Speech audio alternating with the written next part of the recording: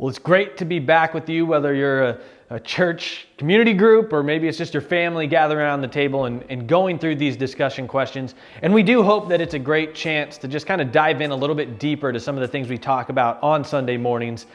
I just think that discussion is so important to hear from other people's perspectives on what they took away from the message, because you might honestly learn more from that than even just when you listen to the message. So it's a great chance to just have that community with other believers.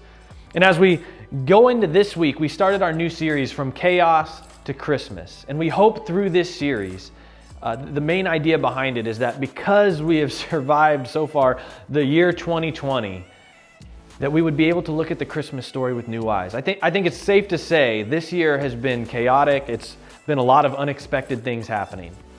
And because we've lived through that unexpected, that chaos, I think sometimes when we look at the Christmas story, we've heard it a million times, so it doesn't sound that way, but our hope is that we would look at the different things that happen in the story and recognize, my goodness, that is absolutely crazy. I can't imagine what it would have been like to live through that and to realize that God worked through the chaos. That even though things didn't make sense to a lot of people, and I think that's safe to say, one thing we talked about this week is the Jewish people, most of them missed the fact that the Messiah was born. They didn't realize this baby was that Messiah that the Old Testament had been talking about. And so much of that is wrapped around, it was just chaos. They couldn't see what God was doing through that. And our hope is that as we jump into this series, that maybe we'd also take a step back as we're getting towards the end of the year 2020 and praying that 2021 is very different, that we would take that step back and look at it. It's been a crazy year, but how has God been at work? Because I think there's the one really important thing to remember is God has been at work, first off. That's not a question. He has been. But have we seen what He's doing? And not only that, but how are we growing closer to Him through it? What is He teaching us through it?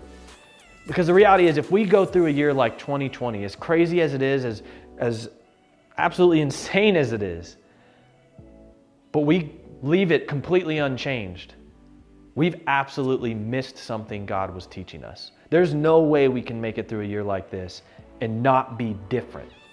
And so my hope and prayer is that as we jump into this series, that first we would look at the Christmas story with new eyes, that we would see this incredible, chaotic story and recognize how God worked through it. And not only that, but it was planned out. I mean, when you look at the Old Testament, it's pretty clear He already knew exactly how it was going to be throughout Scripture. God's outside of time. He sees it all laid out. So this is not like God was throwing stuff together and just working on the fly. This is exactly how He planned out what was going to happen. In the midst of what just seems like absolute chaos and no control, it's clear God is in control, that He still worked out His plan, that Jesus came exactly how the Old Testament said He would. And honestly, a lot of those prophecies only happened because of some of the chaos in the Christmas story. So first and foremost, that we look at this Christmas story with new eyes, but also that as we look at our own lives and how 2020's been, that we would reflect on what has God been doing. Because I think a lot of times we have to look back on it to really see it. That in the moment it just seems too crazy. We're just trying to get by.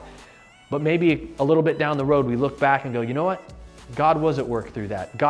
I see what God was doing there. We're not always going to see it that way, but my hope and prayer is that we take that step back and see, God, how have you been trying to grow me?